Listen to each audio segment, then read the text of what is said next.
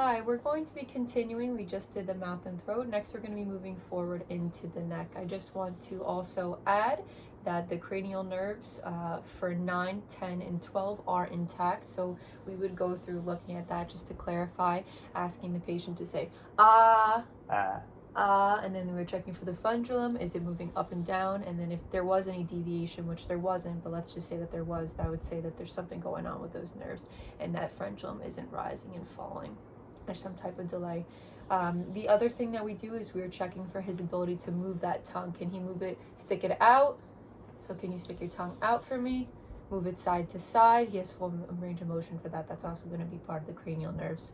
The next thing that we're going to do to move forward is we're now just going to do an inspection. So we're visually going to inspect the neck. Okay, so we see it's Adam's apple here. We're seeing if there's any type of swelling, any type of mass, or anything noted, which we don't see anything. No swelling, so good. No open areas, no discoloration, no pigment changes. It just looks like some growth of the hair. The next thing is we're going to just check for full range of motion. So I want you to rotate your neck. So I want you to do a full circle clockwise and then counterclockwise. And then tell me if there's any pain or any discomfort. Nope. Okay, good. Now I want you to touch your ear to your shoulders. Bend your neck, just like this. And then the opposite side. Okay, so full range of motion for that neck. No pain, no difficulty moving it. It's great. The next thing that we're going to do is we've already inspected the neck itself. Everything looks good. We take a look at this trachea. So right here. Okay, so what I'll do is I'll have you face the camera.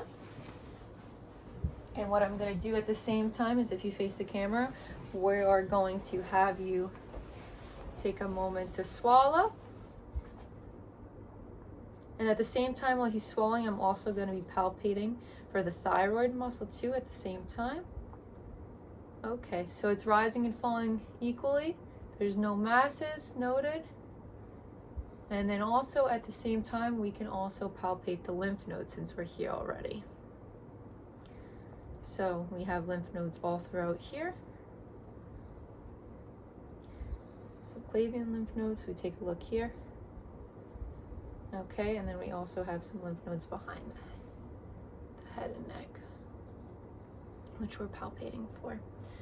Okay. So no masses, nothing out of the ordinary noted. Another thing since we're here is we can also palpate the carotid. One at a time though, you don't want to compress both at the same time.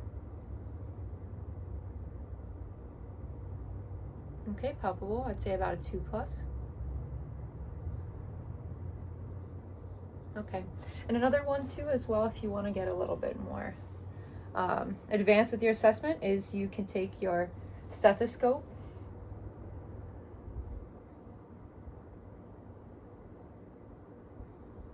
Okay, and then you could just test and see for a bruit. A thing that could be useful too if you're not as good with this assessment is to ask the patient to hold their breath too. You could do that. Hold your breath. Because breath noises can also interfere with it, and you don't want to interpret a breath sound as a bruit. So no bruits heard. Carotid pulses are equal bilaterally. I'd say about a 2+ to 3+. No swollen or enlarged lymph nodes, no masses noted. Everything is within normal findings. This is a healthy young man. Thank you.